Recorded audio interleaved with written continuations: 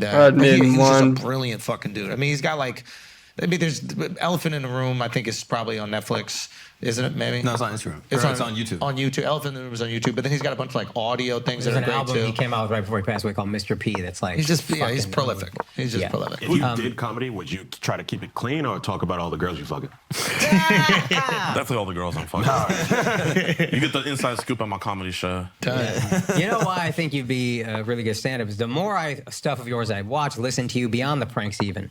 You're a deep kid. You're 22. It's really fucking impressive how mature you are, how deeply you think about things. Appreciate And you. I think that combined with funny, that is the fundamental things you need to be a great stand-up. So I think if you really went after it, and like Andrew said, you got to be. It's good you wouldn't announce your shows because if you start chasing the bag, you might feel pressure to. It's going to take a few years in a different way. It's going to take a few years to even get to the point where you can get on there, and it's like.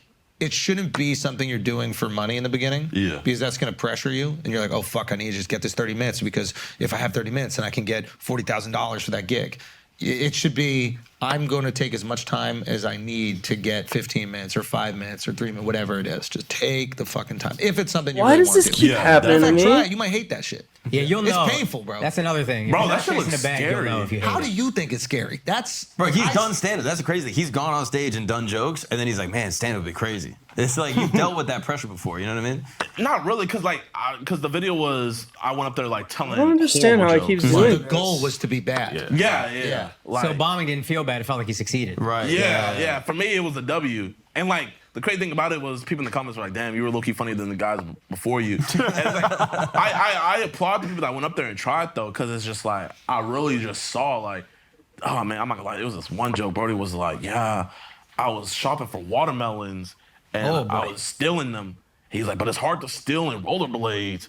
They're like, hey, stop, you can't get those. And he just goes, whoosh, whoosh, whoosh. And then, like, it was just so quiet. And I'm like, I was laughing, but I was laughing because of how quiet it was. Like, that's why it was funny. But I was just like, damn, like, if I was thinking about it, I was like, if I do try this, like, I'm gonna have shit like that happen where niggas are like, I'm gonna say a joke and someone's just gonna, like, hit me with one of those. Like, Yeah, you have to embrace that it will happen. Yeah. No matter what, no matter how long you've been doing it, you'll still catch slow ones. Yeah. Just part of it. We were talking about this at during the green room during the shows this weekend. There was like a generational rift in like what we find funny or how comedy is projected into the world. Okay, I'm 39, right? So when I'm growing up, people on TV that were funny were trying to be funny. yeah. Jim Carrey was trying to be funny. Everybody was trying to be funny. And I think it was Derek who said this, or maybe it was you that said it. And an interesting observation. He's like, yeah, I think The Office changed that. I go, what do you mean? Oh, I fucking love The Office. Exactly. And what is the difference with The Office, right? The difference with The Office, like in Seinfeld, Kramer is trying to walk in the room funny.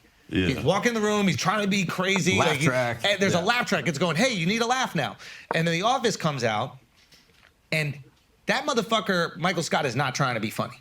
No. He is just that weird, kind of almost cringe guy. The things he's Yeah. saying is cringy. And then the generation that watches that show and subsequent shows finds cringe stuff really funny because that's what curated their sense of humor.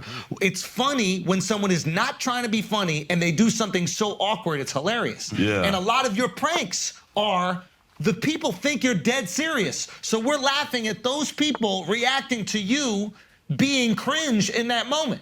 Yeah, a lot of people, they say, like, they'll be like, man, this was a hard watch. Good job, JiDion. Like, Great job. That's what people like. And it's a generational rift, and it might have been The Office. There are other things that are obviously inspired by The Office, other films.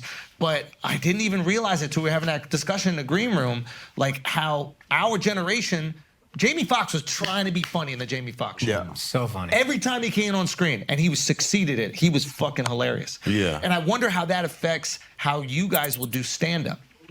Because stand-up isn't trying to not be funny. You could make fun of stand-up, and those are like the alternative guys. Sometimes they have some success. But stand-up needs to be so mainstream for them to succeed. The entire population needs to know what stand-up is for somebody